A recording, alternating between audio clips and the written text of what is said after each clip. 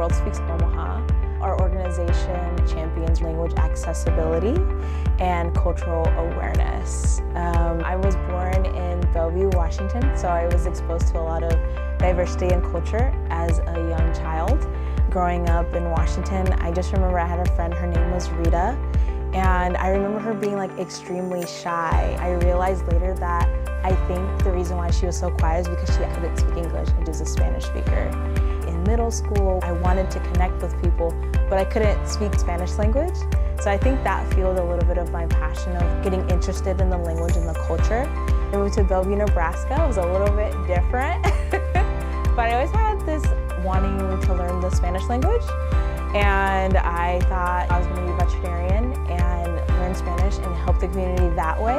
But when I got to school, I realized that I wasn't as passionate about medicine. I had an idea for a language school.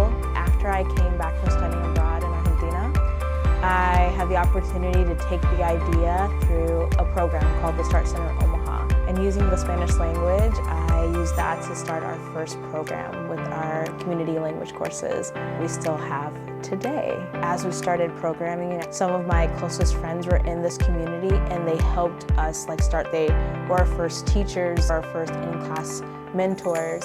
Though I'm fluent in Spanish, I'm not Latina. So I always made sure to have those members of the community come and share about their culture so that people would understand outside of the stereotypes that they know about their culture. When I started World Speaks, I wanted a place where all cultures could come together in Omaha.